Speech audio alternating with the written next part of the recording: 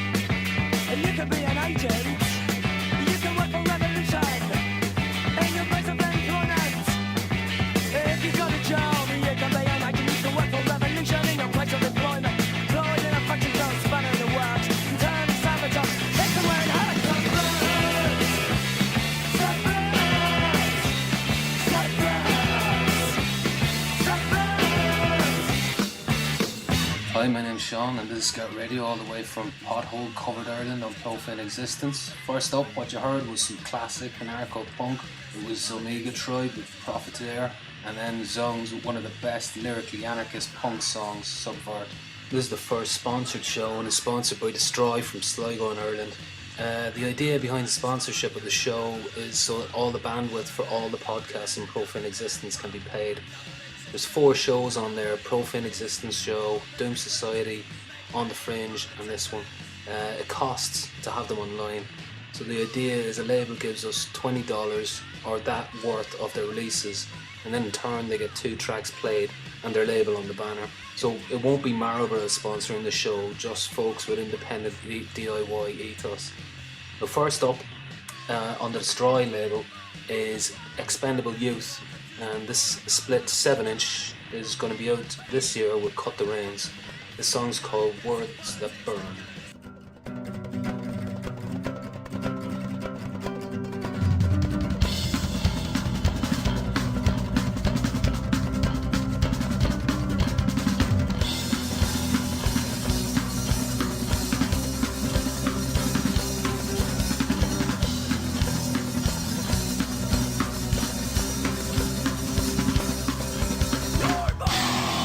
Your tongue will burn.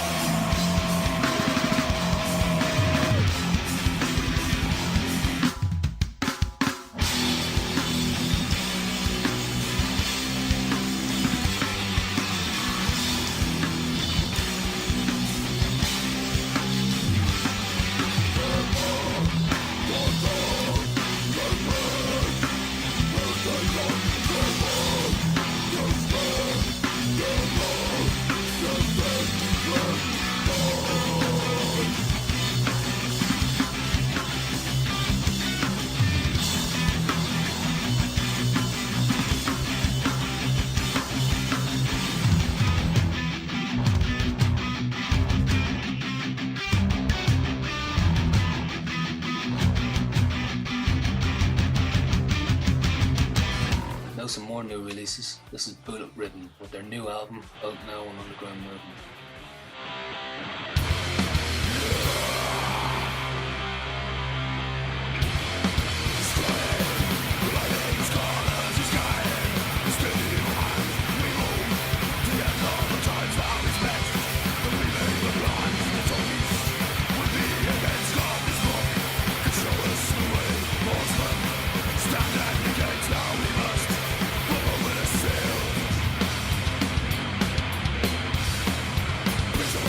Rock!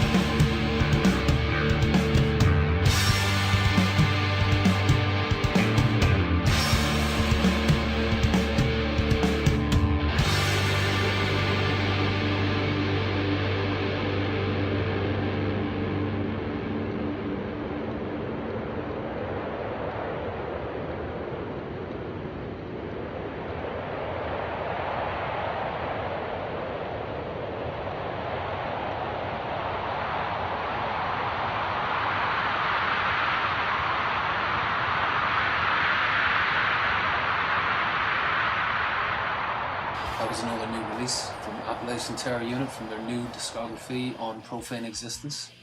Now, some finished D-beat. This is Diskelma, who now have an album out on Moshpit Tragedy called The Fun Is Over. This song was called Reality Strikes Again.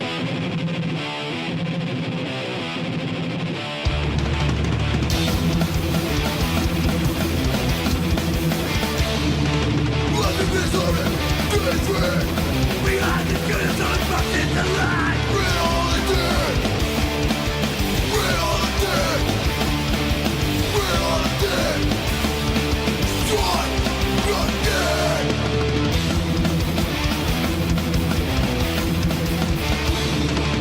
For the king, just good done. That's what it goes at. We're all the dead. We're all the dead. We're dead! Strike again!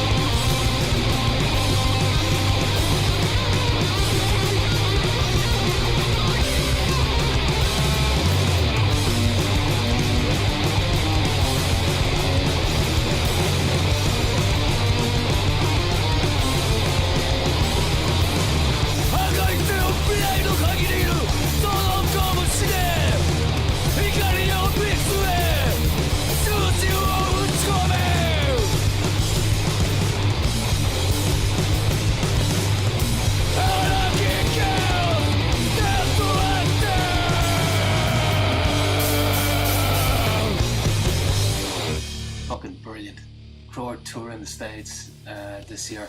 That was from Profiteer. It's called Anarchy, Chaos, Destruction 2. Profiteer has been remastered soon. It should be out this year. Prank are releasing the 12-inch Beating of the Wings of Destruction on 12-inch this year too. There's a split out this month from Easpa Measa from Ireland and Division's Ruin from Ireland. So I chatted to Clodagh and Burnos from Easpa Measa during the week. This is the interview. You want to give me a bit of history about the band, and for non-Irish speakers, explain what Easpa Measa means? Okay, the name Easpa Measa comes from the Irish lack of respect. It's not very correct Irish, I don't think, but that's the gist of it. Oh, we started back in 2001, or Aspet Measa started back in 2001, 2000 as a three-piece. Bernals and Ken, Bernals playing bass and Ken playing the drums have always been in the band, and there's been various members from then. But you've had a pretty steady lineup for the last while, haven't you? Like? Yeah. 2003. Yeah, it's been with personnel at the moment, since 2003, and that kind of sound, more or less, yeah. And what's the story now with the new record, and when's it out? And who's releasing it? It's a couple of different labels. There's Suburban Mayhem, which is an Irish label based in Dublin. Distro-y Records, which is an Irish label based in Galway or Sligo, I'm not sure. I think it's Sligo on the weekends and Galway during the week. And who else? An English label called Holy Shit Records, which we did a 7-inch with before. All right. And a German label, Contraszt, which has put out loads of good stuff. They're the labels, and it's in the pressing plant at the moment, so it should be, I don't know, I think takes 2 weeks or something, so it should be out, or God knows when it's out, but it should be back from the pressing plant. Excellent. By the end of January. Right, so, and it's a split with Division's Ruin, isn't it? Yeah, it's, we recorded our side anyway in 2008, and so it was meant to be out a long time ago, but for various reasons it didn't. But it's coming out. Yeah, it should be out by the end of January. So will you be playing around with Division's Ruin or anything to kind of promote it or anything, or? Demos. Guitarist is on away travelling until the end of May in around Asia and Australia, New Zealand. So we won't be doing anything till he comes back then. So what's the story then with you kind of recording and gigging then with, I know Eric was away as well. Like, it must be very hard these days, is it? Getting together for practices and that, is it? Or? Yeah, well, when we're all in the same country, it helps. Right. It makes it a bit easier. Yeah, no, just because we're all living in different parts of the country now as well. But just before, when Ira came back, and just before Demo went, there was 6 months, and we were kind of practicing maybe once a week, once a fortnight up in Dublin. And it's the only way we can do it is if we actually decide, right, we have to do it once a fortnight, and then we all make the effort. Well, it gets expensive though, I'd say, travelling around, and pay then for rehearsal space then in Dublin too, do you? Or? Yeah, well, some of the lads are involved in the rehearsal space in Dublin. It works out pretty cheap that way. But for the diesel and that and the travelling, but it's something we want to do anyway. So if you'd only spend the money on something shite, you might as well spend it on travelling and doing something you like doing. Well, what's the story with the rehearsal space in Dublin? Is that the kind of, is like a collective of bands all sharing the same space, is it? Or? Yeah, it's called a Karate Club, and it's a few bands who club together and pretty much built it from scratch. Like, it used to be an old place where people learned karate, and they've made like a soundproof room, and then there's a big space just for hanging out in. Possibly there's been more work done since I've been there, since we last practiced there, but really central, like super cheap, pretty good sound. Can't say much for the BA, but a great resource. And can any band go in or anything, or is it just a group of friends? Or any band can go in, but there was a few kind of core members, the brothers that play in Putrefaction and that, and a few other people who put a lot of work into it. There's certain times when they can practice, so they're kind of guaranteed their times. Right, yeah. And then, which is fair enough because they put in all the work. And then after that, any band can use it as long as it's free. But I think what they were kind of striving for was not like a place where like a band would say, I want to practice, throw €30, more like creating a kind of a community space that all the bands know each other and work together and everybody's taking care of the space. That kind of way, more than a business. It was so cool, like compared to some of the other places where you're paying €50 or €70 for a few hours. To have your own punk space, like way cheaper as well. There seems to be a lot happening anymore in Ireland, and with I suppose Shomer Spree and Warzone now kicking back together. What do you think of the whole scene in Ireland at the moment? Bit of a broad question. No, it's great. Do you think it's better than what it was? Yeah, I suppose when I was coming up, it was bands practicing in maybe professional type places, and gigs would always be in pubs. I guess as time moves on and everyone gets a bit more together, then they can have their own spaces and learning how to record. Yeah, making your own practice space at home or kind of more accessible that it's out of the business loop. Yeah. Where did you end up recording yourself, by the way? Oh, in the Hive in Kilcool, County Wicklow. Oh, right, yeah. Well, Kid Blunt people, is it, or? yeah, and Division's Room. Igor out of Division's Room is like a really talented sound engineer, and Owen out of formerly of Kid Blunt and a million other different bands. He's totally talented bastard. It's in his house, is it? Is it in his folks' house or something? Is it, or what? Yeah, it's pretty surreal. When we were recording, we did a bit in James's parents' house, like just in their big open plan attic space with mom and dad downstairs making tea and us and scream our heads off in the attic. I think there's some kind of a good sound for getting the drums and the vocals there. Or no, the drums and guitars there, and then they've got like a purpose-built recording studio then in a little wooden type shed in the back of someone else's mum's house. So great sound and very, very talented and really know what they're doing and put you totally at ease and everything. It's great. Oh, that's good. And it's someone who's into the music style as well, who's producing it, so that I'm sure they kind of know what they're doing, It makes it a lot easier when you're working with someone who's actually into the music. Someone who's not like when you record in other places, you're always on the clock. So the sound engineer wants to get out of there as quick as possible. When you're recording there, you can go in and have a cup of tea and talk about, cars or something with their parents, and then go back to your recording. It's not very rock and roll though, That's the bad of them. I wanted to ask you a question here before I forgot. You toured Europe for how long did you tour Europe that time? Was it nearly a year or something? Oh God, no. It felt like a year, but no, it was about 4.5 months, I think, altogether. What I wanted to ask you a question was, what would you recommend anyone who's doing the same thing? Like, did you end up sleeping in the van an awful lot, or what? Yeah, well, we had two vans with us. Sometimes we'd sleep a lot of times some of us would sleep in the van just for security reasons, because our gear could be in the van. Right. Or just because the van is there and you need the van to get to the next place, But yeah, most places you were given a place to stay.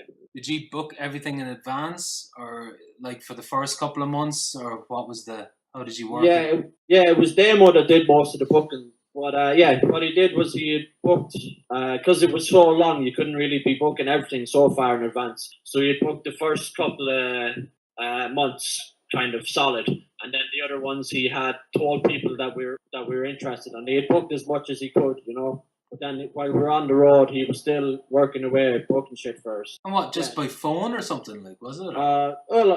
An internet cafe or stuff like that. And how did you find that, petrol money and everything for two vans, or any breakdowns? Yeah, no, we didn't have too many major problems with the vans. We were lucky that way. You had a couple of problems, but sure, you'd have them if you were just driving your van around home anyway. But for the petrol that we normally get enough money to get us to the next gig. And it cost us more because we had two vans, but there was a lot of us, and because it was for so long, if we'd all been stuck in one van, we'd probably hate each other and wouldn't be still playing by the time we come back. So no, we had enough money to cover the vans driving around and then to pay for them to get home as well, and a couple of little repairs and stuff that had to be done when they got back. So would you do it again? I'd go tomorrow if circumstances were right, Oh, that's right. So when's the next kind of plans though for Easpa Measa after this record comes out, gig wise? Don't know. We're just wait for Damo to come back and then see what we're going to do again. Yeah, he's coming back in the middle of May. Yeah, we said we're going to try and maybe record a full album ourselves instead of doing another split. Oh, really? Yeah. Yeah, we were offered a couple of different gigs in different places. It seems that every time one of us goes away traveling, we get 5 or 6 offers the next week going, do you want to play this festival and blah blah. And then when everyone is here, we don't get any offers. But right, it's just a luck of the draw. Do you have stuff recorded for the next record? Do you? Or? Oh no, we just have we have a couple of songs wrote, but yeah, we need to write it all. And so we'll probably just take a lot of time doing that. And what would you do then? Like, would you just send around your recording then to different people you know, or to release it, or would you ever think of releasing it yourselves like you did with the first CD? Yeah, no, I wouldn't do it again ourselves, because if you're not gigging the whole time, and then like when a label puts it out, or someone like Scooby maybe that has a distro, they're trading records the whole time. Where if you're like, when we did it ourselves, we weren't trading records the whole time or that, and it took us ages to try and get rid of them, you know. Yeah. So you want someone who already has the distribution, because it's great to do records, but there's no point doing it if they're just going to sit under a bed somewhere. You might as well just stick them on the internet for free or something. If that's the case. But yeah, no, we've been lucky that we didn't have to really go hunting for labels, that people have just seen us live, or just friends or whatever are into what we're doing and have offered to put stuff out for us. So we're really lucky that way. Any final comments? Things I should have asked, or things you want to say? Drinking whiskey here, so be careful what you ask me now. Okay. How long do I have to rant? Geez, you've another half hour. Yeah, just personally, like I don't like to say what our plans are in case they don't happen, and then we just look stupid, you know. Right. You know, that way. But we've got big plans. Is that to finish the bottle of whiskey, or?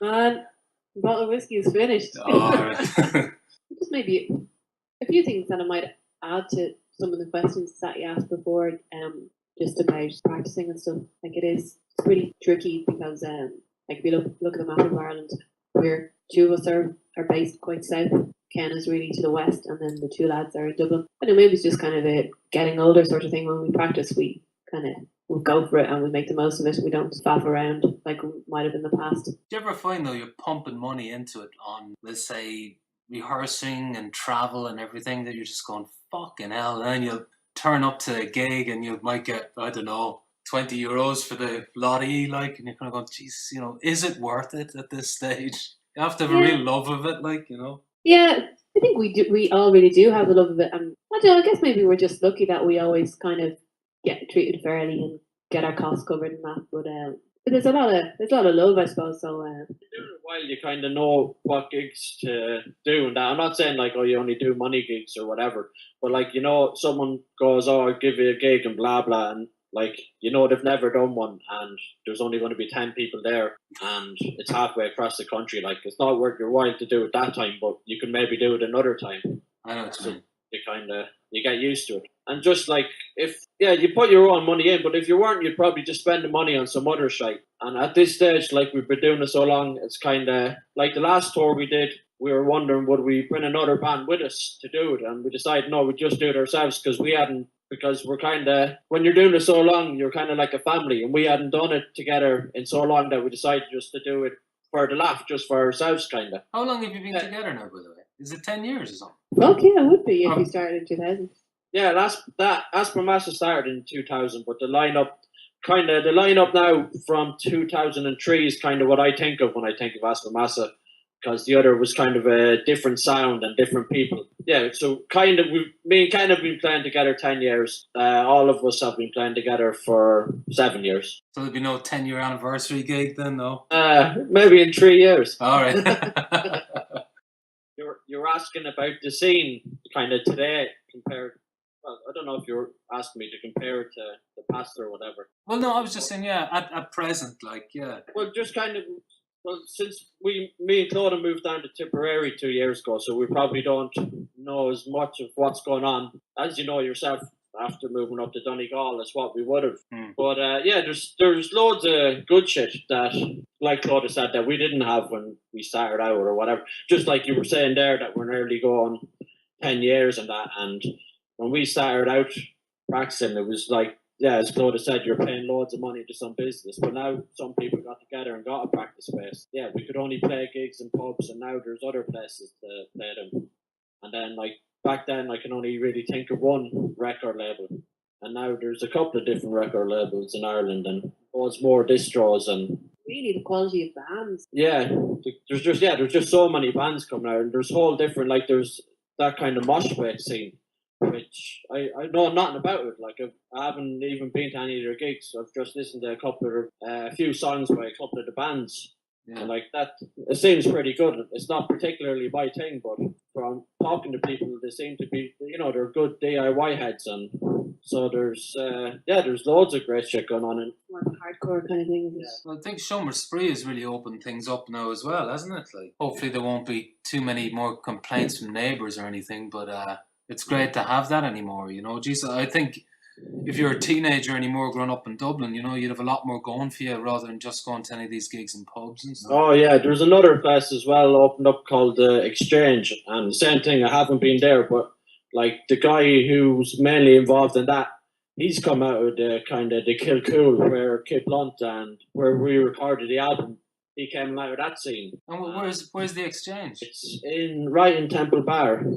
Yeah, it's an all ages space. It was a guy, Dylan. He's into DIY. I don't know if he's still into punk as much, but he still has the DIY punk spare. Right. And he got a space and got some grants and stuff, and has a thing, and they do all ages gigs, and they do art exhibitions and performance. Cultural space, more so than a rusty punk hangout.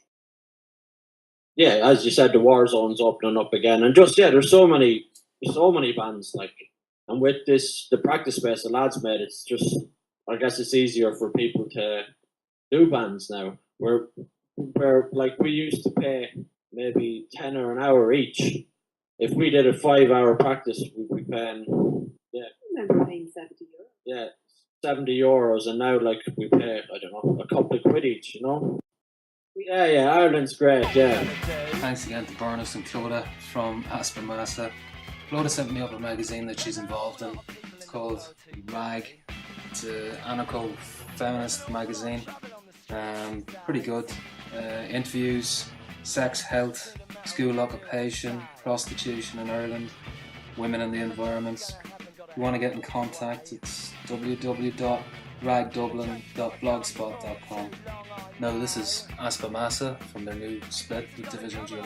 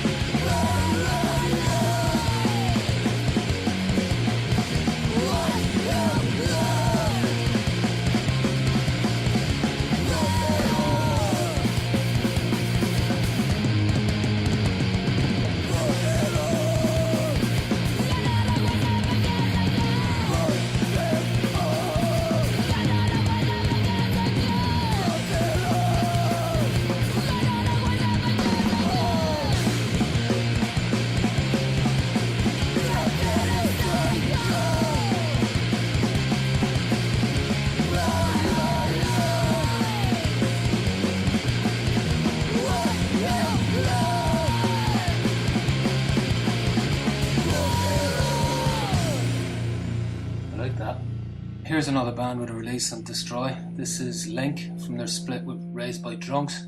This song is called Doll in a Tree.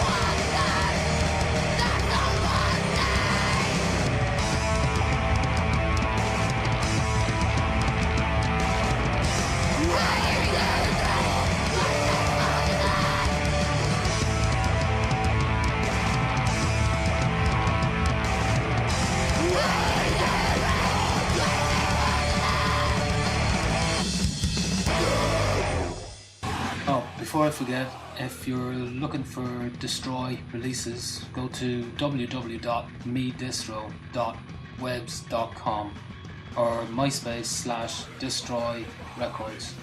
It's Distro-y-y. Distro-y's got vinyl releases by Link, Raised by Drunks, Excuses, Project Hopeless, Easpa Measa, Division's Rune, and lots more. I've played the back of CD release from Distro-y a few times on the show before. Alex, who does the label, also has free downloads of some of the releases too. Thanks again, Alex, for sponsoring the show.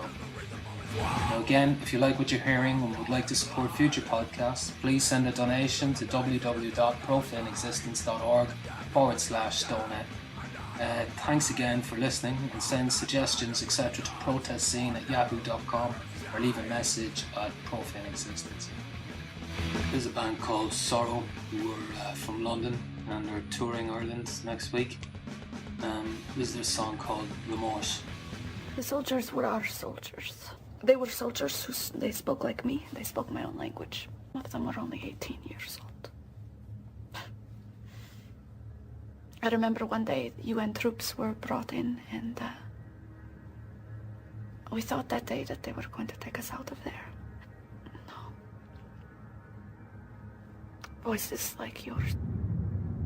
Talking like you. I remember that one of them apologized all the time. He would apologize while smiling. If you can imagine that they rape you time and again and they whisper in your ear so that only you can hear. I'm sorry. I'm so sorry. Forgive me. Forgive me. There were 15 of us women. sometimes more, but we knew that when the food ran out, that they would kill some of us. They made a woman kill her daughter. They put a gun in her hand, and they put her finger on the trigger, and they put the barrel of the gun in the girl's vagina. They made her pull that trigger, saying something like, "Now you're not going to be a grandmother." So the woman died soon after of Soro. One day don't, and she had died of Soro. You know what they did to the ones who dared to scream? They said, "Now we are really going to give you reasons for screaming." And they made hundreds of cuts all over their bodies with a knife. And they rubbed salt in the wounds, and they stitched up the deeper cuts with sewing needles. That's what they did to my friend. And I couldn't, they wouldn't let me clean her wounds. So she slowly bled to death.